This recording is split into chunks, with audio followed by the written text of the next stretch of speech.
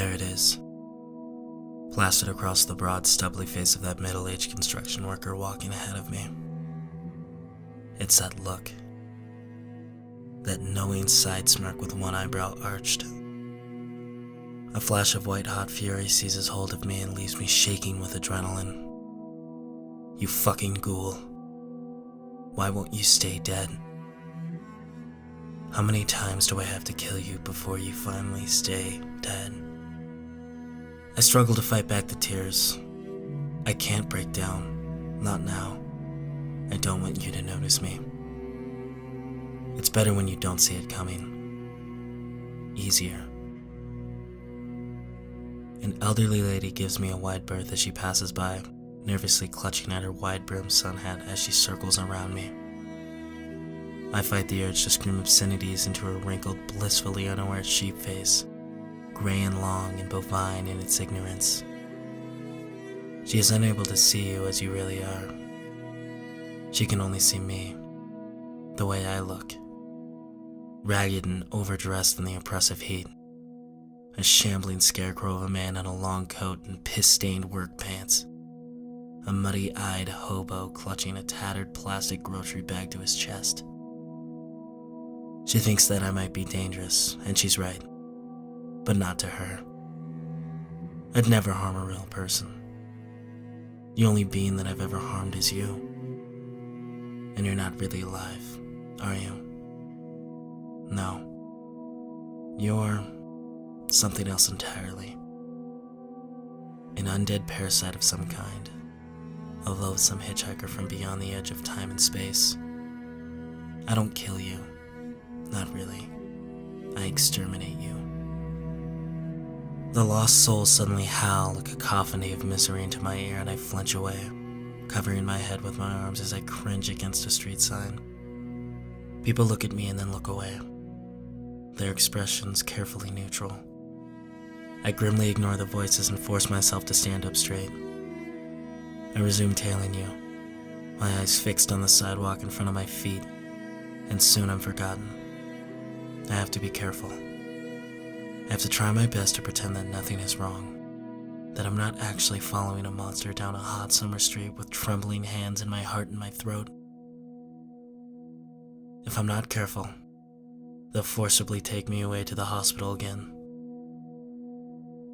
And then you'll be free to walk the streets forever, hiding in a series of stolen bodies while I rot in the psych ward with the cries of displaced souls echoing ceaselessly in my skull. I can't let this happen. I won't let this happen.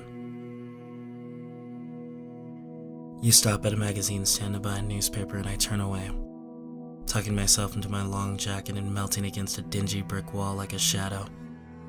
You don't notice me.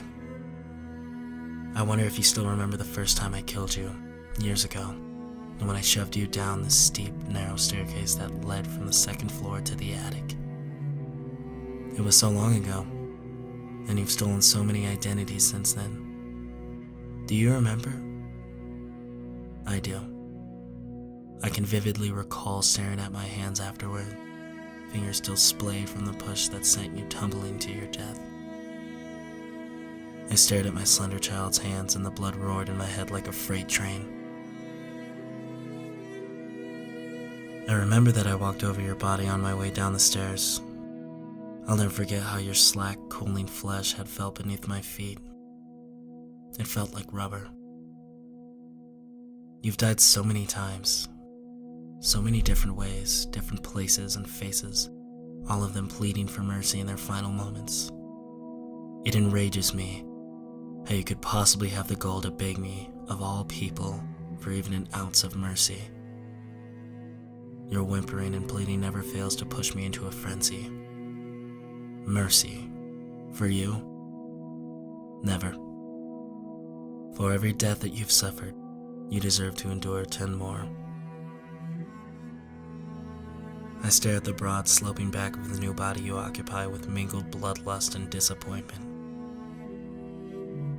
I was actually beginning to hope that you were finally gone.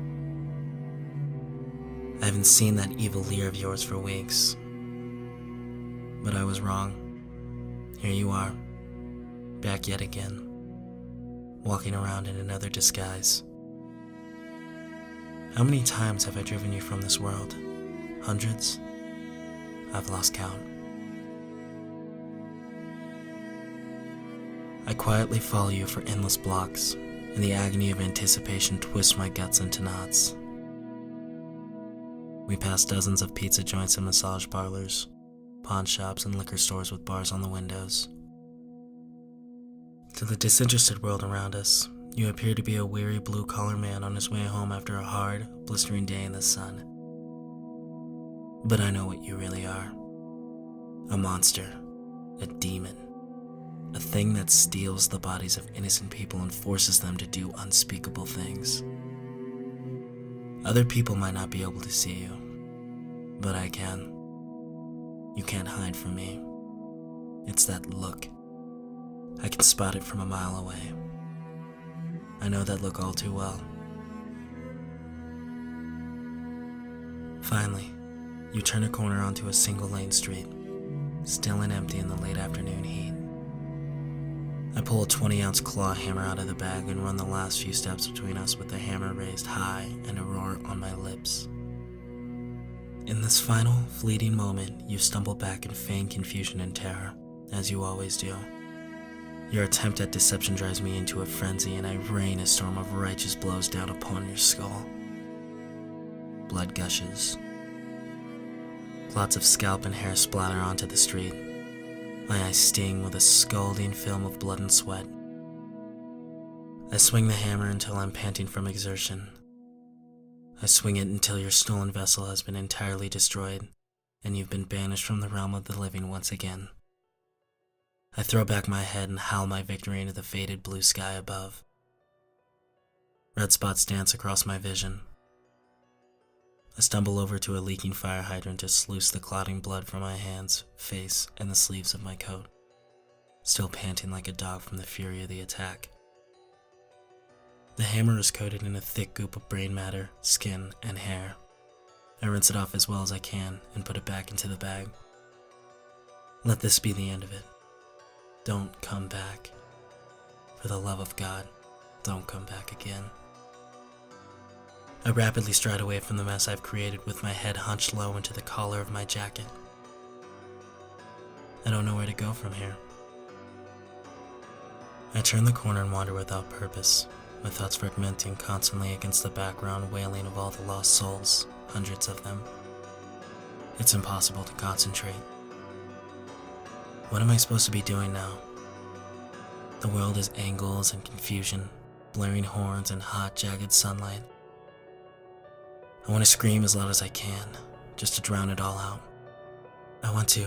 There. Over there. I almost didn't catch it.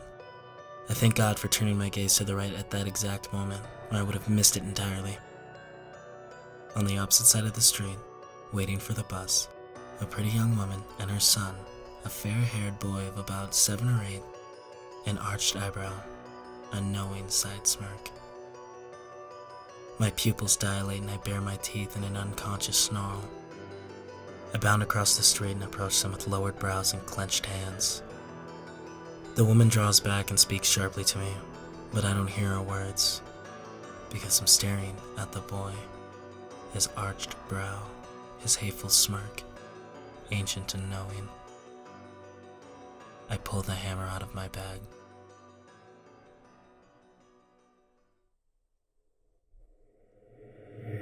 You're not afraid.